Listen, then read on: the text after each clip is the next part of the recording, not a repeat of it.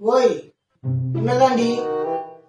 நான் செய்யறதெல்லாம் தப்பு, நீ செய்யறதெல்லாம் சரி, அப்படிதானே?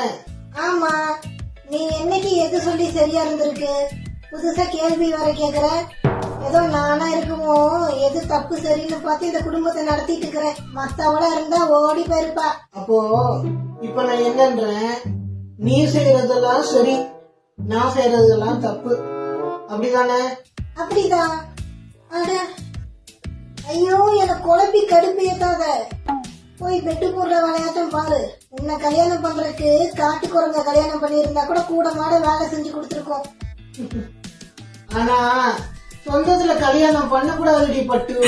ஐயோ, டிவி கூட பார்க்க விடாம டிஸ்டர்ப் பண்றானே. இருடா, உன்னை நான் வேற மாதிரி டீல் பண்றேன். அடியே, கோவப்படாம தண்ணி கொண்டு வாடி. இந்த தண்ணி சீக்கிரம் குடி. சாரிடி, என் மேலதான் தப்பு. சும்மா விளையாட்டுக்கு தான் பண்ணேன். சீரியஸ் ஆக்கி எடுத்துக்காத. சரி சரி, அத குடிக்காத. குடு, நான் உனக்கு ஆரஞ்சு ஜூஸ் போட்டு கொண்டு வரேன். அதெல்லாம் ஒண்ணு வேணாம், தண்ணியே குடிச்சுக்கிறேன். டேய் வேணாண்டா, குடுடா. ஏய், இப்ப என்ன உனக்கு? நான் சொல்றேன் எனக்கு தண்ணியே போதும்னு. டேய் பண்ணாடா, அதுல விஷம் கலக்கிட்டா, சொன்னா புரிஞ்சுக்கோ. என்னடி சொல்ற? விஷமா? விஷமா? அடி பாவி. ச்சே, இவ்வளவு அவசரப்பட்டுட்டனே.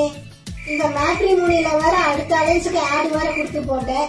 இவனை டெலிட் பண்ணிட்டு டேட்டிங்க்கு போலான்னா டார்கெட் தப்பிச்சுட்டே இருக்கேன். ஐயோ, ஆம்பளைங்களோட நிலைமை இந்த அளவுக்கு மோசமாயிருச்சு.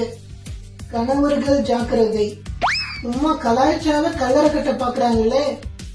இந்த கொடுமையை எங்கத்த போய் சொல்றது?